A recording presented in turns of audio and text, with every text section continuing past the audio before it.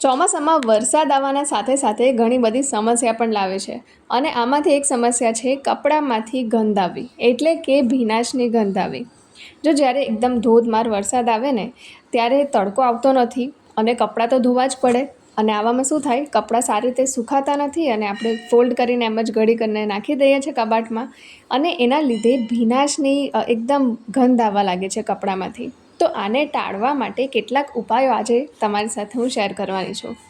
Baking soda એટલે ખાવાનો soda, જે સામાન્ય રીતે દરેક ઘરમાં જોવા મળે છે.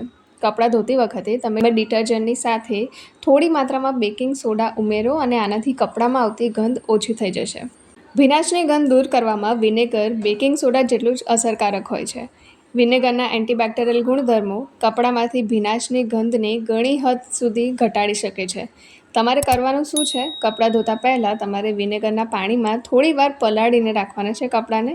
પછી તમે નોર્મલ જે રીતે કપડાં ધોતા હોય તેવી રીતે ધોઈ દો અને કપડાંમાંથી ઘણી હદ સુધી આ જે ભીનાશની ગંધ હોય તે નીકળી જશે.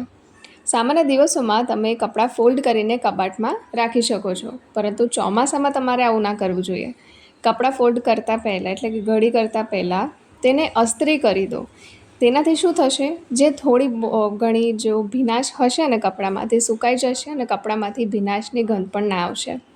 ભીનાશની ગંધને બચાવવાનો એક સરળ રસ્તો છે, કપડાં હેંગર પર રાખો. કપડાંને કબાટમાં ફોલ્ડ કરીને ના રાખો, હેંગર પર લટકાવો. આનાથી ભીનાશની ગંધ ઘણી હદ સુધી ઓછી થઈ જશે, કારણ કે કપડામાં રહેલો જે ભેજ હોય ને તે ધીમે ધીમે સુકાતો રહેશે. કપડાંને ફોલ્ડ કરીને બંધ કરીને આપણે બંધ કબાટમાં મૂકી દઈએ છીએ, તેના લીધે ભીનાશની ગંધ એકદમ વધી જાય છે. જો કોઈ સુગંધિત વસ્તુ કબાટમાં જ રાખવામાં આવે ને તો આ સમસ્યાનો ઉકેલ પણ આવી શકે છે. આની માટે ઓડોનિલ જેવી ગોળીઓ ક્યાં તો પછી ફિનાઇલની ગોળીઓ તમે કબાટમાં રાખી શકો છો.